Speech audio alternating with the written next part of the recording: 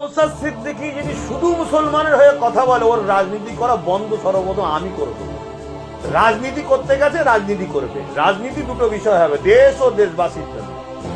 সে হিন্দু হোক, খ্রিস্টান হোক, আদিবাসী হোক, সাঁওতাল হোক, বাগদি হোক, দুলে হোক, মুচি হোক, আমি কত ধর্ম আছে, ফুটপাতে পড়ে থাকা ভিখারি হয়েও নওশাদকে কথা বলতে। রাজনীতি এরকম হতে হবে। নাই নওশাদেরও রাজনীতি করার অধিকার নেই, সংবিধান রাইট দেয় না, আমার ধর্মও দেয়নি। বড় ভাই হিসাবে ওর বিরুদ্ধে আমি দাঁড়াবো, রাজনীতি করতে দেবো না। ও মুসলমানদের নেতা নাকি নওশাদ? মুসলমানদের নেতা আমাদের রাজনীতি করতে গেছে না, ধর্মনীতি করবে, ধর্মগুরু হবে, বাবা হুজুর সে জামাত ধর্মে, যেটা পীর সাহেব বলে, মৌলানা বলে, হজরত বলে, আমির হবে, এই হবে। রাজনীতির নেতা হওয়া উচিত মানুষের জন্য, দেশের জন্য। আশা করছি, আমি গর্বিত নওশাদের কাজখান থেকে।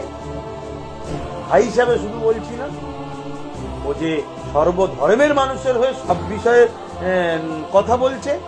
জানি একটা এমএলএ, ওর পাশে যদি আরো কমসে কম একটা গোটা 30-40 লোক যদি থাকতো, তার জন্য আরো সুবিধা হতো। যাক, দেখা যাক মানুষ